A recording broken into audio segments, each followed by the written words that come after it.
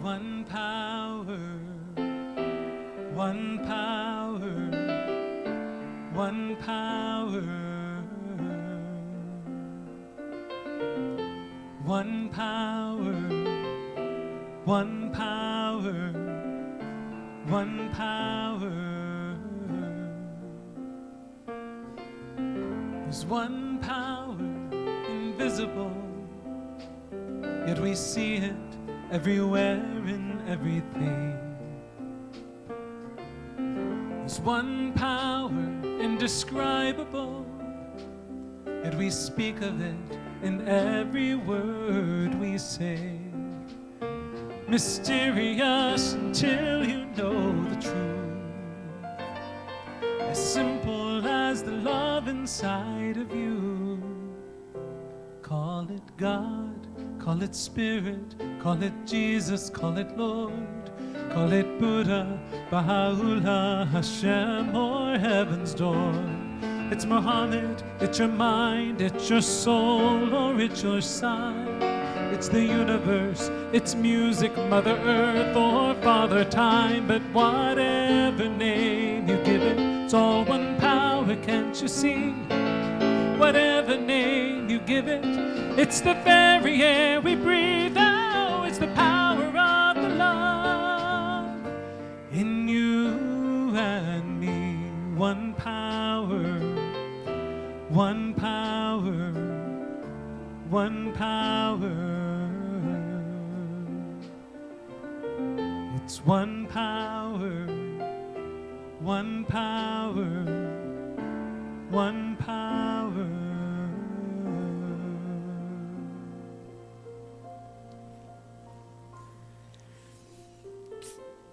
As we let Matthew's beautiful voice permeate our being, let's take a moment to settle in, to arrive, to be here now, to show up. Your breath can be the most amazing thing if you pay attention to it. If you're comfortable, close your eyes and feel your next breath entering your nose, the cool air warming as it fills your lungs. At its fullest point, the breath is still. As you exhale, notice that feeling of letting go. Take another breath with curiosity. Just be playful and see how that goes. Now, as you breathe, be aware of any distractions and simply let them pass, like clouds in the sky on a breezy day. It is this ability to notice that helps you stay focused. As you breathe, see if you can notice a little spark anywhere in your body, a tiny light burning inside you. It might be in your chest, the crown of your head, your solar plexus, or your throat. It's there in each of us, that divine spirit, that spark of God that lives there always. That little brightness is your higher self. Say hello. Imagine it growing to double its size, then becoming bigger and bigger with your attentiveness until you feel that higher presence as the guiding light of your life. Ultimately, this light can take over the you think you are. Spread this light, this love, this God energy wherever you can, wherever you go. And so it is. It's the moment of creation. It's an everlasting peace. It's the freedom of forgiveness. It's the sweetness of release. It's the joy of inspiration. It's the sunlight on your face. It's the birthright of all nations. It's the boundlessness of space. It's the beauty of a baby, the serenity of sleep. It's the anger we abandon for its love that's most deep. It's one power. It's one power. It's the power of the love that lives in you and me. It's the power of the love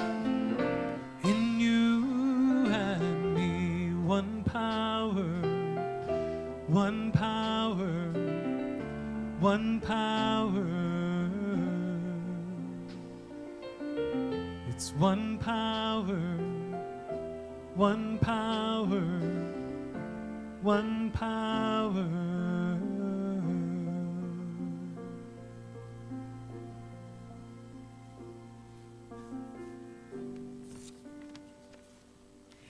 You are not your age.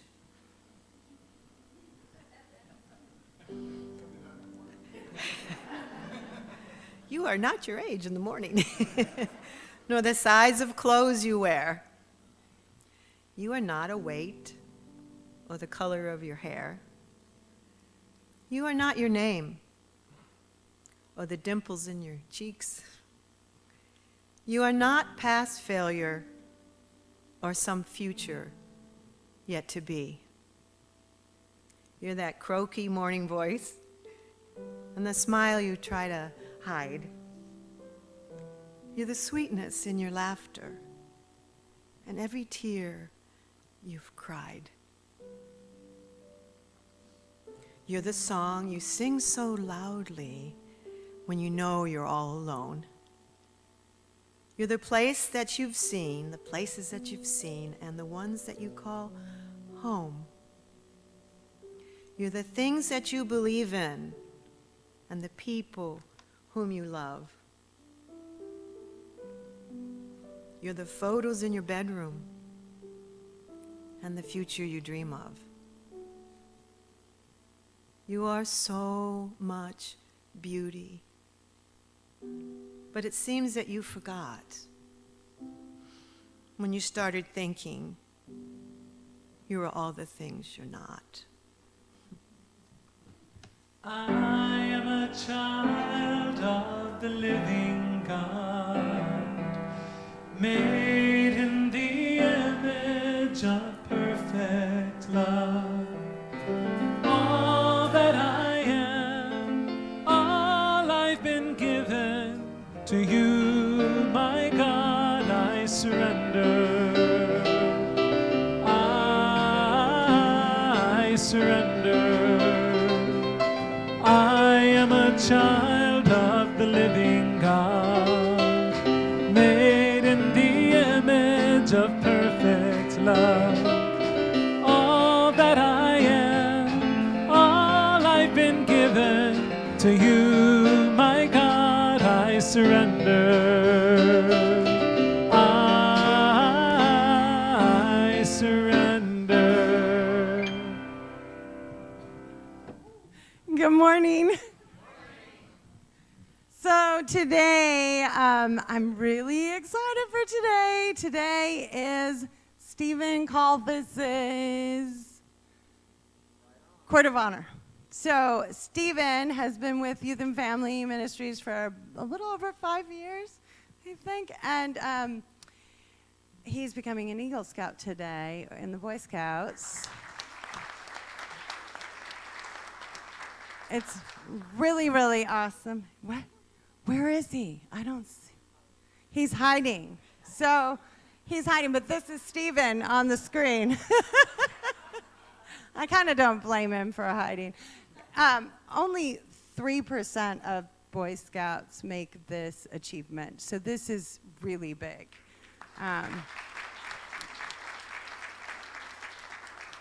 He's really an amazing individual. And you are all invited to celebrate with us and with Stephen at 2 o'clock today, right here in the sanctuary. And then there's going to be refreshments and a little party afterwards in Friendship Hall. So please join us. And today is Youth and Family Hospitality.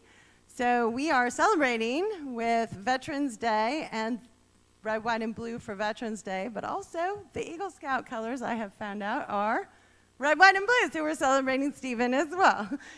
So, and Sophia sees Stephen. Yep, there he is, right back there. Okay. Hi, Stephen. And our unit teens, you'll notice it's a little bit sparse up here. Our junior high kids are at camp this weekend. So today, on our hospitality, this is what sends our kids to camp. They are out by Mount Rainier at Camp Sispus, having an amazing time, I know, and they'll tell you all about it next week. But I'm really excited to have sent 3 kids and 3 teachers, and that is because of you guys. So thank you so much. Thank you for being our family. Thank you for being our friend. Thank you for blessing and teaching us. God bless you. Amen. All that I am, all I've been given, to you, my God, I surrender. Thank you, Stacy, and congratulations again to Stephen. Wow, that is really amazing. Well, welcome everyone to Sunday here at Unity in Lynnwood. Dr. Richard and Matthew, we did so miss you last week while you were in Mexico. However, Reverend Nina and Steve Mason, are they not awesome? Oh my God. We were in such fabulous hands. Thank you. Whew, what a bench. In case you didn't know, we do welcome everyone here. We say it so often it almost starts to sound a little rote and mechanical, but it's not. We care not about your size, your age, your gender, your misspent youth, your different religious affiliations, or even how many toys your cat has. We welcome you regardless of whom you slept with last night, even if it's your 120-pound Rottweiler or your Bible or, hey, both, whatever. Last but surely not least, and I know some of you have missed this a lot, we will not judge you for your shoes, which is actually too bad because these babies were made by God. Gotta say. And if any of you are coveting them, I know who you are. I have big feet, but they're not that big. Sorry. Thank you. You know, it's been almost 3 years since my husband and my daughters and I set foot through those doors, and the sense of welcome when we came in here the first time just blew us over. It was overwhelming. And in fact, it has been all of you who have taught me how to love in a true Christ-like way. Through practice, I have come to realize that taking off my mask and giving freely is the best feeling ever. I'm not really sure everything that's happened to me during the last 3 years. Even as a lonely 15-year-old staring at my eyes in the mirror until I got that feeling of, who are you anyway? And that spidey sense that the I was seeing was bigger than my awkward self in the mirror. I was searching for something. In my 20s, I hung out at the Bodhi Tree bookstore in LA. Anybody? Reading things like Autobiography of a Yogi, Idris Shah, The Dancing Woolly Masters, buying bad incense, and meditating to be still and know that I am God, and doing yoga in leg warmers. Oh, the image. Anyway, I tried everything possible short of going to an ashram or something, and I don't know. Then in my 30s, I fell into the orbit of some well-meaning but kind of confused teachers. And by my 40s, I was the mom of toddler twins, which meant that my spiritual practice consisted of being grateful that everyone was still alive at the end of the day. It was a pretty low bar, but I got over it. And yet here I am, growing spiritually more in the last 3 years than in decades before. Why? I think it's the community. And that is saying a lot from a card-carrying introvert, really. Something magical happens when you share this sacred time with others, when you attend a class and listen with open ears and see with wide eyes. When you pray with others or share a cup of coffee or perform service together, you get connected whether you like it or not. And I have to tell you, Unity in Lynnwood, I really like it. You guys rock. So each Sunday, we like to take a little time and remind ourselves all the tools available to us, including the power of affirmative prayer. It never ceases to amaze me how many wonderful opportunities there are to practice prayer every single day. From the mundane, like waiting in traffic, misplacing your keys, or even seeing the beauty of a bird in the sky or a sunrise. Yeah, and prayer also comes in handy for situations like, say you get a call from HR telling you that you're going to have to lay off 25% of your team and then follow them right out the door. Well, it could happen, What if it did? Well, I would make sure to tell myself that I need to feel the feelings whenever they arise, and then I would be darn sure to hunker down for some serious prayer and I am statements. If you had told me about this practice when I was in my 20s, I might have rolled my eyes and chuckled and, I don't know, just not believed you. But I stand before you today because I know that when you were able to put those negative thoughts aside and replace them with positive I am statements about your oneness with God, miracles do happen. So we try to give you lots of support in your prayer practice here at Unity in Lynnwood. You can fill out a prayer slip that's in the seat pocket in front of you, slip it into the offering basket later in the service, and our chaplains will pray for that this week. You can call our confidential prayer line on a telephone. What's a telephone? You can also go online on the app on your phone or on your computer and leave a confidential prayer request there. That being said, there is absolutely nothing like being able to pray with a living, breathing, practicing, purple stole-wearing chaplain. And you can find them at the front of the sanctuary after service. And they are just delighted to engage you in a time of personal prayer. So before you run off for a little hospitality and coffee and saying hello, I really encourage you to spend a little time with the chaplain. You will leave the experience with a smile on your face. And I'd like to recognize today's chaplains, if you would stand.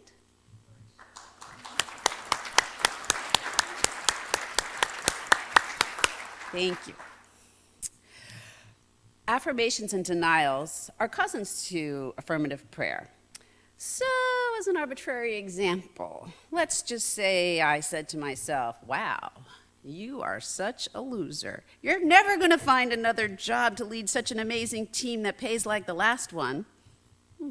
I could replace that with something like, I am a giving and wonderful person with a rich and satisfying career. The good thing is that the more you do this, the better you get. And the better you get, the more positive you feel. And the more positive you feel, the better everything is. Today's wonderful affirmation is displayed on the screen, and I invite you to listen while I read it. And then please feel free to stand and join me in reading it together.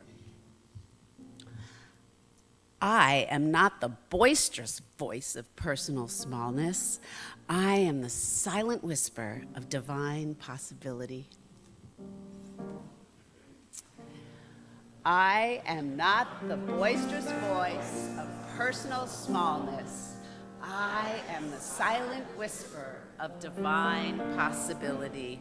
Let's say hello to each other, and just a reminder to be respectful of the non-huggers. See if you can find one.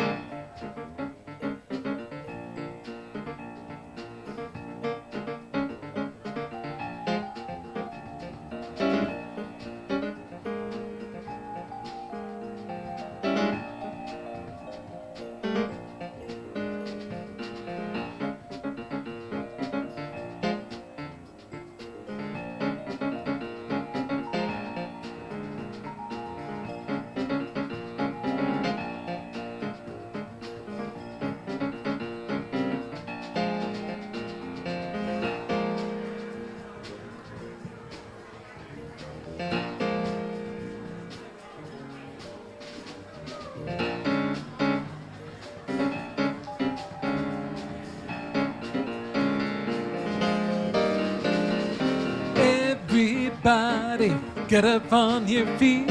See the light in everybody you meet. Everybody, get up on your feet. See the light in everybody you meet. Let us be reminded of who we've come to be.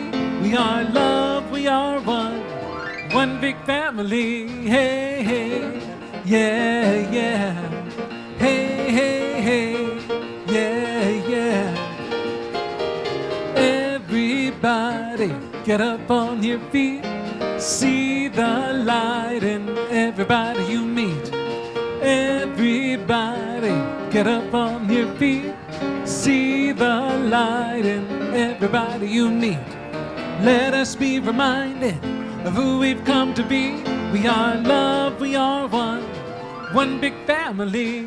Hey, hey, yeah, yeah.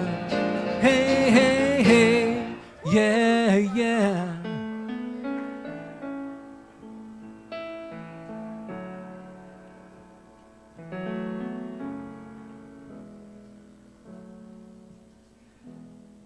Through the earth,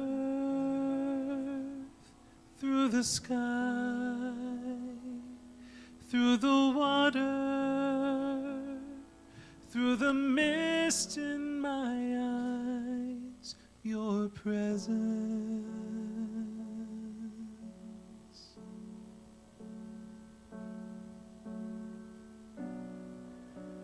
Rising in my heart,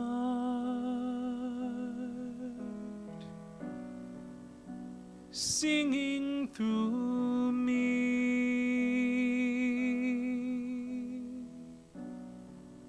Your song in me is heard. I am, I am, I am, I am, I am, I am, I am, I am. I bless myself, I bless myself, I am, I am. I bless myself, I bless myself, I am, I am. Your love reaches beyond my skin. What was lost, what was taken, so painfully withheld.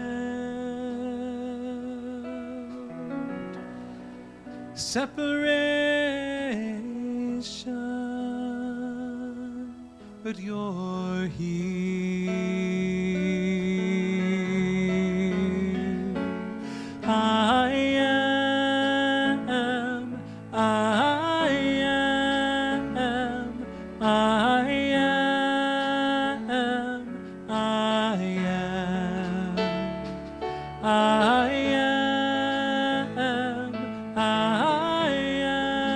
am, I am, I am.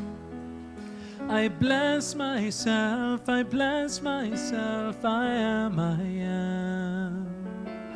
I bless myself, I bless myself, I am, I am. I see you in another's eyes. You speak to me through their lips, in their stories, in our lives. You are here.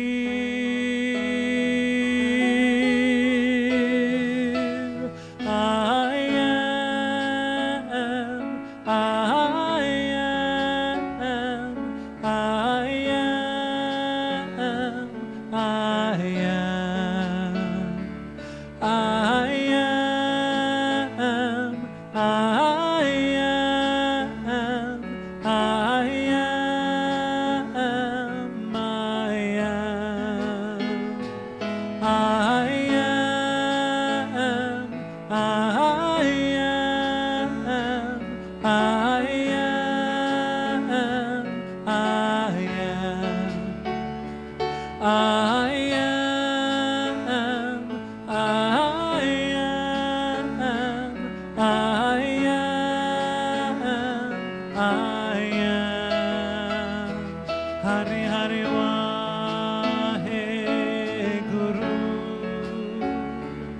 Hari Hari Waheguru. Hari Hari Waheguru.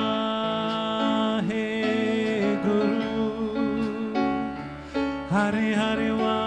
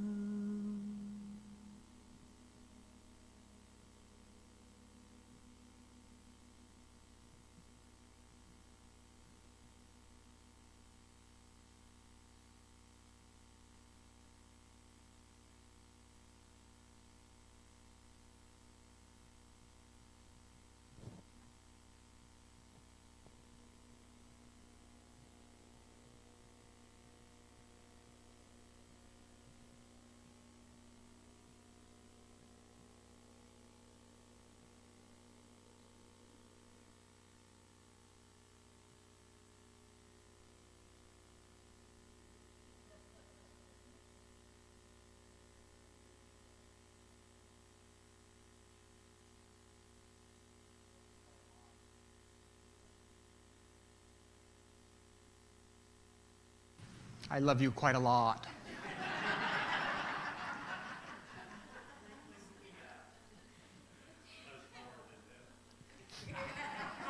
I love you quite a lot as well.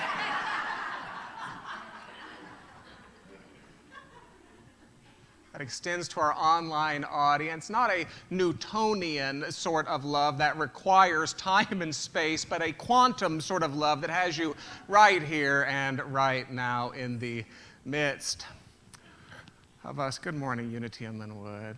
Good morning, Unity in Lynnwood. Good morning, Unity in Lynnwood. Our small group ministry offers ample, rich support for you. It's appearing even as I speak on the Jumbotron behind me, that you might not have to memorize it. Please grab an informational postcard from the Welcome and Information on your way out the door. The LGBTQ group extends a re-invitation this Wednesday evening. They will be hosting a pizza party. So if that speaks to you, please join them. If you have no idea what LGBTQ means, it's probably not your group. Next Sunday, if you are a member of Unity in Lynnwood's regular giving program entitled The Giver's Circle, please allow us to celebrate you. Please allow us to thank you. Please allow your board of trustees to thank you. Lunch will be served following the 11 o'clock service. If you are interested in learning more about Unity in Lynnwood's program of regular giving, please join them as well. We will be presenting that program. Information is available, of course, at the Welcome and Information Station. Finally, holiday decorating. There are some decorators here. Woo!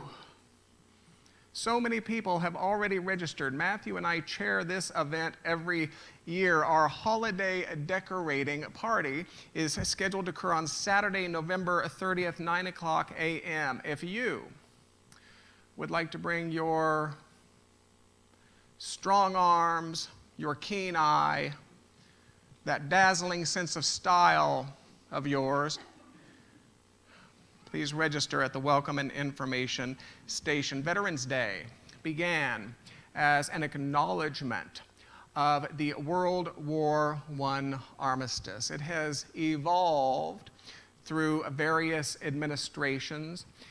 Today it represents an acknowledgement of all who have served in our military. We would like to acknowledge those people to start our service. If this applies to you, would you raise your hand or stand and simply allow us to thank you with applause.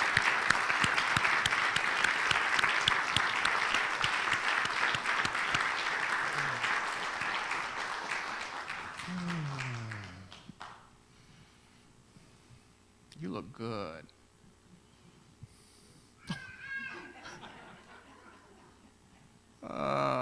Now, if you've been awake over the past few months, chances are that you are already among the millions and millions and millions of people who have seen this. Finally, the 3-year-old who is definitely America Strong. It's the moment moving so many. The simple walk to school, the 3-year-old named Aeon wearing his backpack and remembering the words his mother taught him at just 2. What he says to himself over and over again. I am smart. I am blessed. I can do anything. I am smart. I am blessed. I can do anything. I am smart. I am blessed. I can do anything. That's his mother, Alyssa, and she and his father, Alpha, have been telling their little boy for some time that he will grow up to be anything he wants to be. This was one of their first lessons more than a year ago. You say, I am smart. I'm a foot. I am blessed. A bus. I can do anything. I can. He'll get there. 1 year later, now 3 years old, declaring this. I am smart. I am blessed. I can do anything.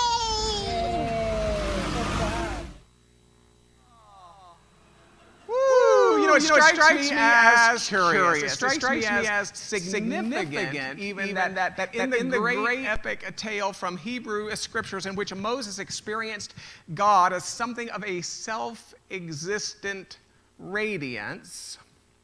And as you know, he went on to describe that self-existent radiance in terms reflective of his earthly reality, meaning he went on to describe that self-existent radiance as something of a burning bush that would not be consumed. And let me say that I don't mean to imply that it should have been different. That is what we do. The human creature describes life in terms reflective of its earthly reality. If Moses had been an island dweller, I like to think he may have described that self-existent radiance as something of a burning palm. Or if Moses had been a Seattle dweller, I like to think that he might have described that self-existent radiance as something of a burning rhododendron, and so forth. Throughout history, it has played out something like this. When a human first realized, wow, there seem to be realms of reality beyond this one in which I currently dwell. So clearly, there must be another physical geography filled with trinkets of earthly pleasure. And because we're a judgmental lot, it must be guarded by a cosmic bouncer of sorts who separates the worthy from the unworthy. Or when a human first realized, wow, there seem to be capacities and capabilities beyond those that make sense to my Newtonian lens. Now, maybe this human had an experience of someone who was dead as not dead. Or maybe she had a premonition of an event that had not yet come to pass. Or maybe he experienced a spontaneous physical transformation or a healing. There seem to be capacities and capabilities beyond those which make sense to my Newtonian lens. So clearly, there must be a cosmic being who wields these capacities and capabilities on my behalf. Clearly, there must be an anthropomorphic male with a human's fickle temperament and fearful prejudices who intervenes on something of an unpredictable and unreliable basis. And while we're at it, let's dress this being in flowing white robes and set him in that other geography on a giant throne. The human creature describes life in terms reflective of its earthly reality. And I think this is an important conversation because here we are thousands of years later still navigating the absurd belief that this is a story about a flaming fireproof plant. In other words, here we are, thousands of years later, in crowded hotel rooms, in crowded college classrooms, in crowded church sanctuaries, pressed shoulder to shoulder with theologians and scientists and beautiful seekers, such as those gathered here this morning. You are beautiful. Whew. And sometimes heated discussions about matters of biology and botany and spontaneous combustion. In other words, here we are thousands of years later talking about the term reflective of Moses' earthly reality as a desert-dwelling shepherd, when we should be talking about his expansive epiphany of a self-existent radiance, the nature of which was experienced to be I amness itself. It's an important conversation, you see, because this isn't a story about biology and botany and spontaneous combustion. And when we insist upon making it so, we offend intelligence, we miss wisdom, we waste time, and we continue to perpetuate a conversation for which today's young people find little, if any, use. Find any gathering of spiritual leaders of any denomination, and within 10 minutes, you will overhear a frustrated conversation about what might be wrong with today's young people. But I challenge you to meander that same hall for 60 minutes and find a courageous conversation about what might be wrong with yesterday's wisdom. It's as if humanity is locked in a debate over the terms used to describe a really good Italian dinner. Locked in a debate over terms such as delicious and delightful and delectable, instead of getting behind those terms, where we can just bask in the indulgent essence of something so spicy, something so sexy, something so clearly divine, that all terms fall away in their embarrassed clumsiness. Now, sadly, in some translations, to bask in the indulgent essence of something so clearly divine would be described not as awe or ecstasy or adoration, but as fear. I think that's somewhat disappointing. Awe or ecstasy or adoration translated as fear. I mean, blessed are those who fear the spaghetti.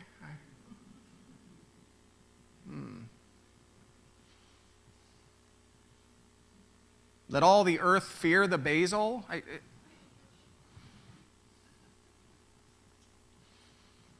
as I like to say, that's a different lesson for a different Sunday. So it strikes me as significant that Moses encountered God as something of a self-existent radiance. And when asked by Moses to identify itself, its response began, I am. Now, while there are nuances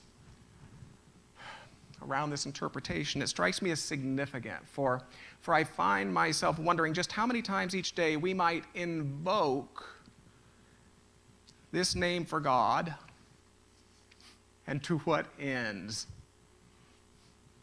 I find myself wondering just how many times each day we might find ourselves launching some habitual small idea or reflecting some low self-estimation with the invocation, I am. And while it's quite fun to consider just how many times each day we might do so loudly and mindfully and boldly, I have to believe that it's more important, perhaps, to consider just how many times each day we might do so quietly and mindlessly, even fearfully. Let me assure you, I can speak to this. After all, my primary careers have included musician and minister. Now, for those who don't know, when I say I can speak to this, all artistic types can relate to a paradigm that says art isn't art until you've suffered for it. Art isn't art until you have endured the abuse of mean conductors. Art isn't art until you've endured the abuse of fickle audiences. Art isn't art until you have endured the abuse of empty stomachs. In other words, one battle cry of the musician is, "I am poor." And all ministers can relate to a paradigm that says, well, truth and inspiration and holiness and godliness are somehow elevated by poverty. Now, let me be the first to admit that I consider matters of money to be lurking toward the center of many of the world's problems. The human creature's insatiable pursuit of too muchness is a very real problem that carries very real price tags, most of which will be paid by tomorrow's children after today's marginalized people, victimized animals, and compromised ecology have chipped in all they can. I might say that if we want to address the malady of not enoughness, we will have to address the malady of too muchness. For these maladies are inextricably bound one to the other. If we want to address lack, we will have to address greed. So let me be the first to admit that while I consider matters of money to be lurking somewhere near the center of many of the world's problems, that's not to say that there's anything inherently redeeming about poverty. Quite frankly, it's easier to consider truth and inspiration and holiness and godliness when there's a sandwich on the table, a light on the desk, and some heat in the room. I might say that it's easier to get to church when there's some gas in your tank. Nonetheless, and yet again, one common battle cry of a ministry is, "I am poor." Now, while I say "I am poor" is one battle cry of music, is one battle cry of ministry, the good news is that the battle cries of yesterday can be upgraded. Is that good news for anybody here today? When I was a young pianist in my 20s, I endured my fair share of abuse. I endured my fair share of abuse at the hands of countless egotistical, narcissistic, sharp-tongued divas. But unlike so many of my peers, I wearied of it. And when I was in my 30s, I remember making the decision that my artistry would include only those capable of collaboration, kindness, and respect. And I've never looked back. And I have to say that I do not believe my art has suffered. In fact, I think it's been elevated by that decision. As a conservatory student, we were taught, and I mean we were taught explicitly with words. We were taught a narrow path that was to unfold from undergraduate degree to graduate degree to doctoral degree, at which point we will have finally crossed the minimum threshold of eligibility to be considered among 75 others for an associate teaching position paying $26,000 a year in rural Iowa.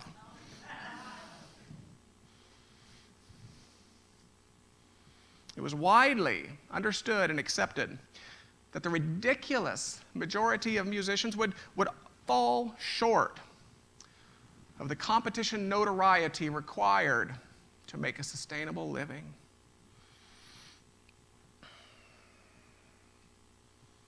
Matthew and I have enjoyed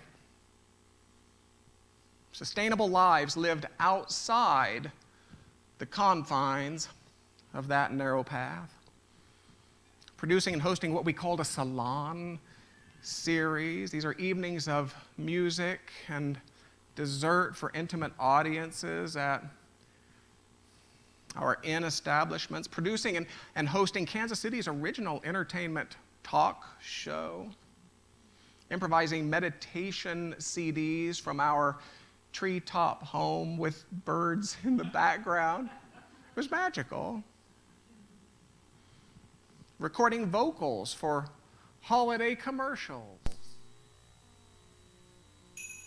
Scary, sketchy road, phone loading slow, incoming call, can't see the wall. Man with goatee gives a new V, top while it guides, take it all in stride. Train for big race, Garmin keeps the pace, Harvard doing fine, lunging at the line. Troop with mustaches fine, geocaches, E-Trex tells them how, sashes all around. Give a Garmin, give a Garmin. Trouble turns to cheer, gift answers here, Garmin.com, Garmin.com.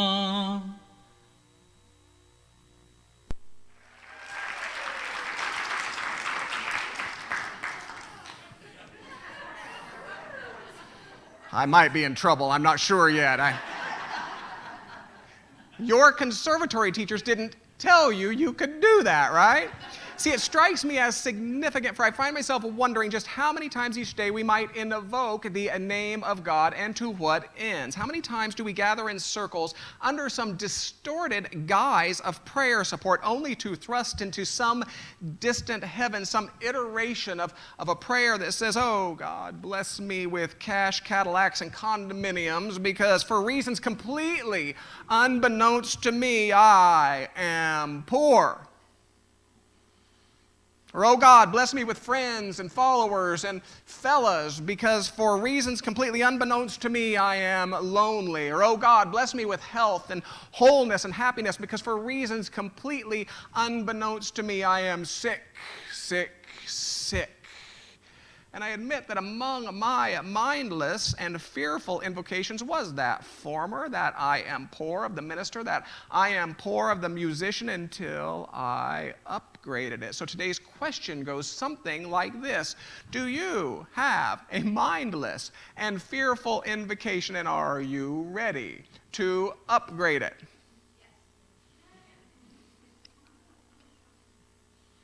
There are a lot of great metaphysical minds, to be sure. It was transcendentalist Ralph Waldo Emerson, for whom God was considered tantamount to an oversoul from which all life emanates. Unity co-founder Charles Fillmore, for whom God is tantamount to the infinite mind from which all ideas spring. For Neville Goddard, how many have read Neville Goddard? He's somewhat new for me. Oh, just do it. For Neville Goddard, God is tantamount to the unconditioned consciousness from which all conditioned consciousness is appropriated. Now, my working definition for you for this personal consciousness is what you've gotten used to. Okay? So today's question might be stated this way. Have you gotten used to being poor? Have you gotten used to being lonely? Have you gotten used to being sick? And are you ready to get used to a different idea? You see, there's a reason the great Christmas carol puts comfort before joy. Have you gotten comfortable with mediocrity? You see, there's something creative at the very core of you. And this conditioned consciousness, this sum total of your perceptions, expectations, and beliefs seeks only one thing, and that's to prove that it's right, whether or not it's right. It was Eric Butterworth who said that while God doesn't care if you pray or not, you should care very deeply. I might say that while unconditioned consciousness doesn't care whether or not you pray, your conditioned consciousness should care very deeply. I said that wrong, but you know what I'm saying, don't you? Is it worth saying twice? Okay, thank you, Nancy Joy. We're going to be a little late today. I would say it this way. While unconditioned consciousness doesn't care how you condition consciousness, you should care very deeply. There we go. For in a world that has long celebrated individuals who invoke God to prove the limitations of our humanity, what the new world needs is individuals willing to invoke God to prove the possibilities of our divinity.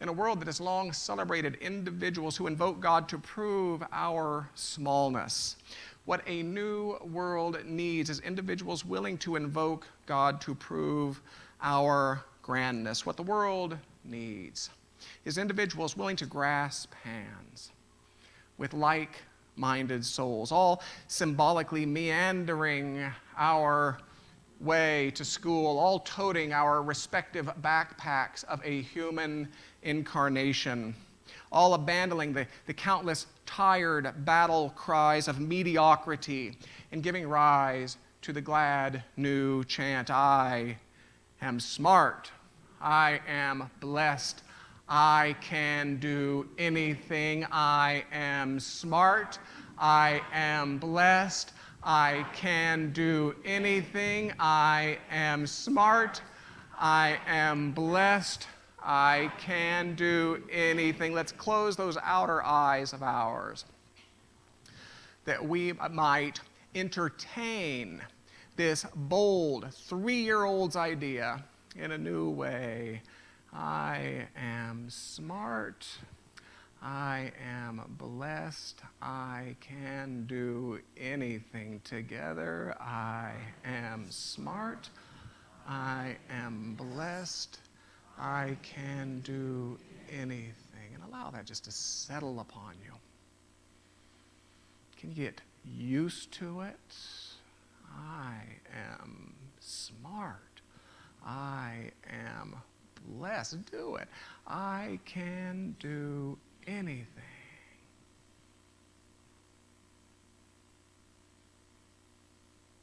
Allow it to find a receptivity.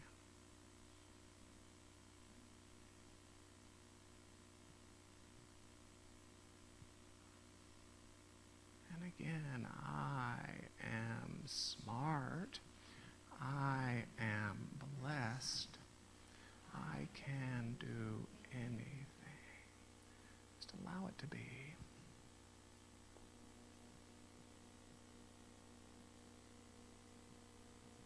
Allow it to be.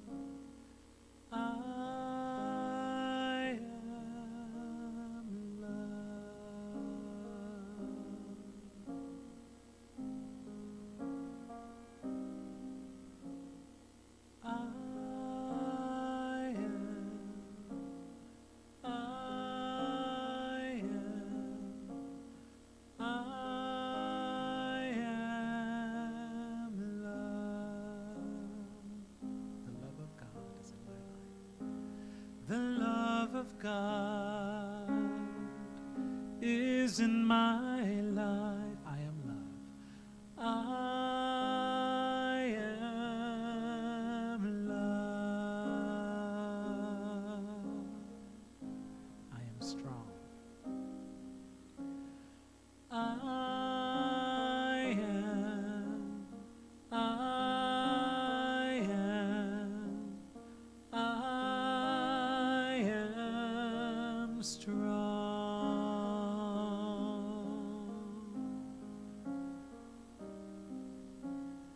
I am. I am. I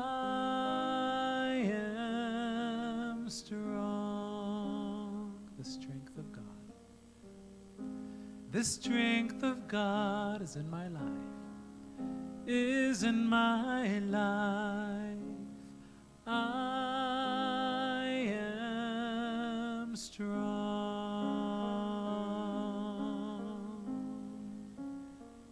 I am whole. I am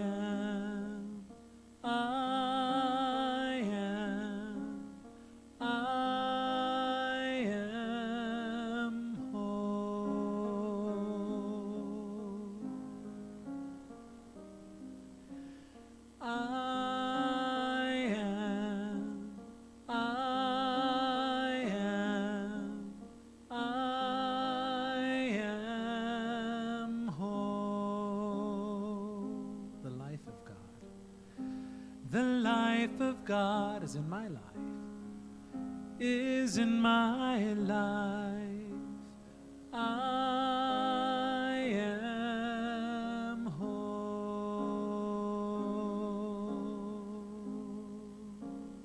I am blessed. I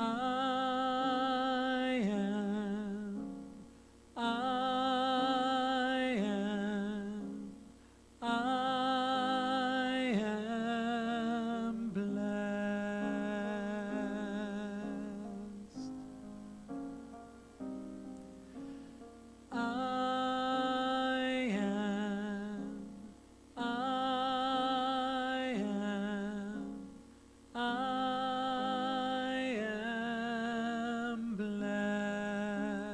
The gifts of God are in my life. The gifts of God are in my life. I am blessed.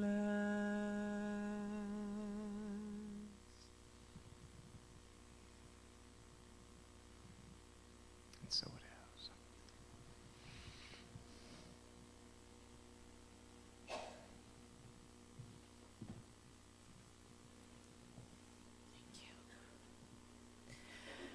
I don't know if this ever happens to you, but it seems to me that Dr. Richard and Matthew's music is always exactly what I need to hear that day. It's just extraordinary how you guys do that. Now is the time we like to give you the opportunity to give back to this incredible community. I don't know about you all, but when I find myself in the midst of this much love and this much giving, it just makes me want to give back. And it's kind of like looking into one of my dog's eyes, which she seems to just make bigger when she wants a treat. I'm putty in her paws. As you prepare your offerings, please feel free to join me in reading this affirmation about giving.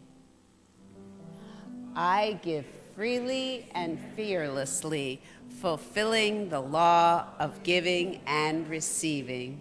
And so it is. All that I am, I offer at the altar of love.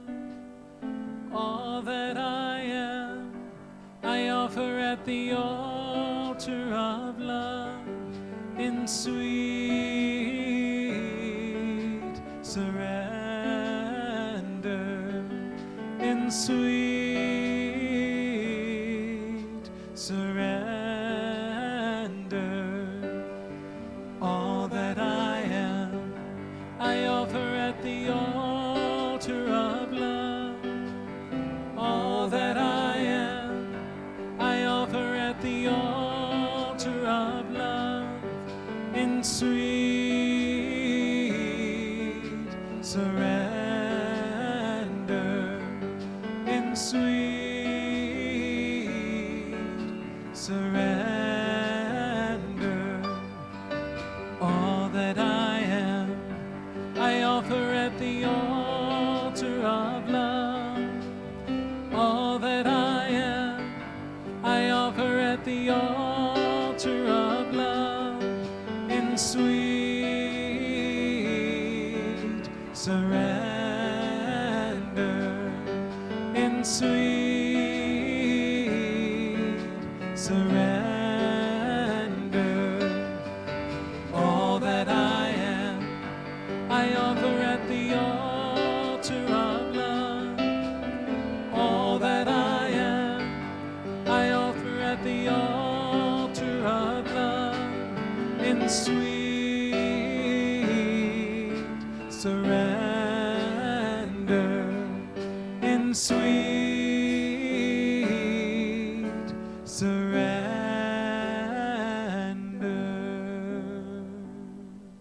As we bless these gifts, consider this short but true quotation from Deepak Chopra. If you want something, give it. Thank you, ushers, for your service, and also very much thank you to our online community for your donations made through our live stream and website. Thank you. So we are a welcoming community, and we like to take this time to welcome specifically anyone who might be new or newer to our congregation today. Do we have anyone who's new for the first time? Ooh, someone back in the family room. Hello, and welcome. We're so glad you're here. Just a little information about if you are new or newer. There are so many ways to get to know us better. If there were a seat pocket in the chair in front of you, there would be a newcomer's information card, which you can take with you. Also, as you leave the sanctuary, there's a welcome DVD. Please grab one of those. There's also a stay in touch card that you can fill out with your email. You get 2 really wonderful emails a month about everything that's going on here, because it's really hard to keep up with all the good stuff. And also you can stop by our gift shop, pick up a copy of the Daily Word. This has really great blessings for every day of the 2-month period. And we are just really glad that you're with us this morning. Please join us in Friendship Hall after service and get to know us a little better. We have, as usual, some announcements. And do remember that for details about anything that's going on here at Unity in Lynnwood, please visit the Welcome and Information Station. And for online registrations, please visit the calendar page of our website and click on the event. That's how you get to the registration. Today's beautiful flowers are dedicated by Erlene Bowen with grateful, loving memories of her husband, Ken. Thank you. If you'd like to make a flower dedication, you may do so by registering in the gift shop for as little as $10. I am hungry.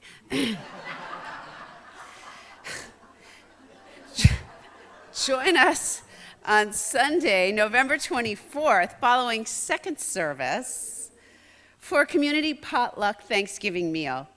Hosts will provide turkey, potatoes, and gravy, and you'll provide the side of your choice. Grandma's favorite recipe for who knows what.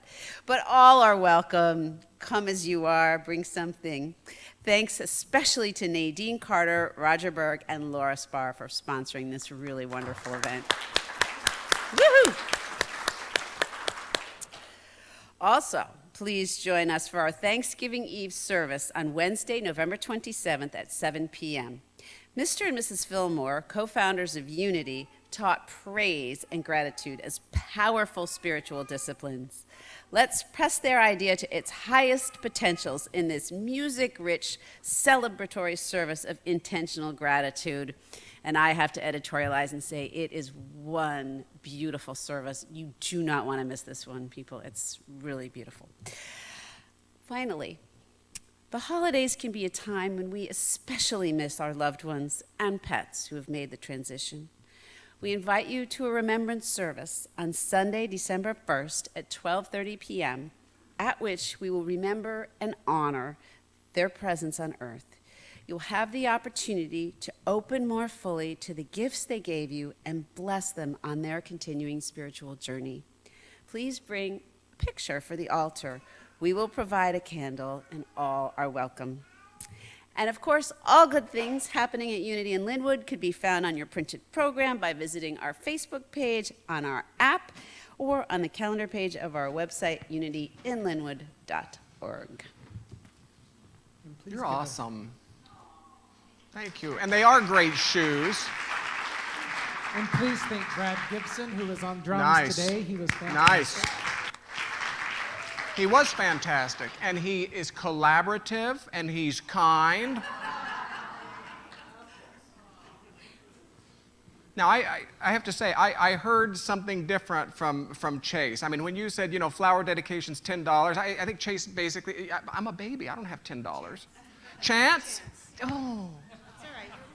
Sorry, Chance. I'm a baby. I don't have $10. But you know, the fullness of unity in Lynnwood is available to you regardless of any financial situation. How's that? How's that? You know, every service has an ambassador. This person's role is to support you in your exploration and discovery of this idea. If you would like to continue a conversation about what we believe, what we teach, about what's available to you, you may engage one of your 11 o'clock ambassadors in conversation. They are Lynn Burton Harden and Welaine Sharples. Will you wave to this kind assembly of people?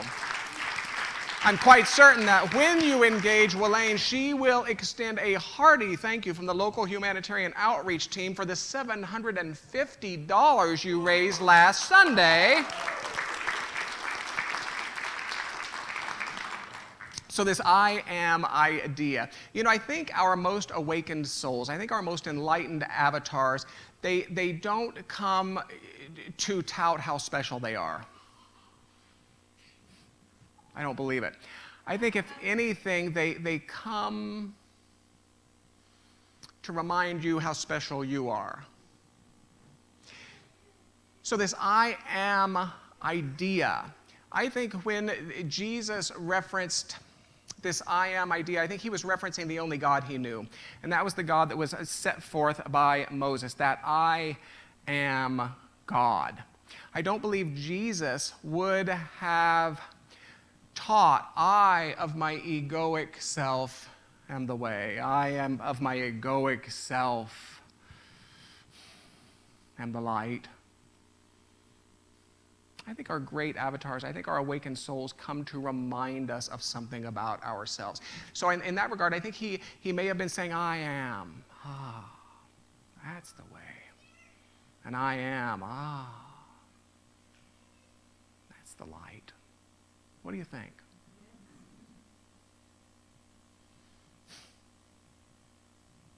Let's take a deep breath together. If there's a first name you would like to inject or invite into this closing time of remembering, just speak it out loud now. Online audience included. Speak a name.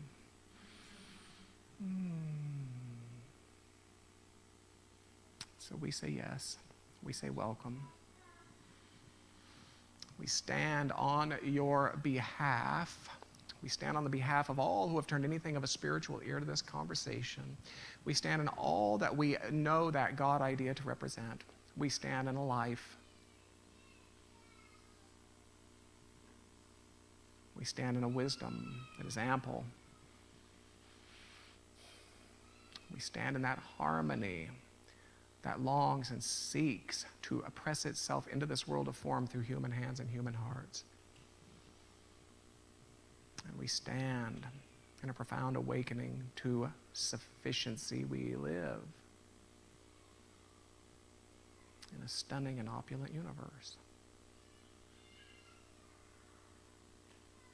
This is the consciousness we assume. This is the prayer we offer. It is the position in mind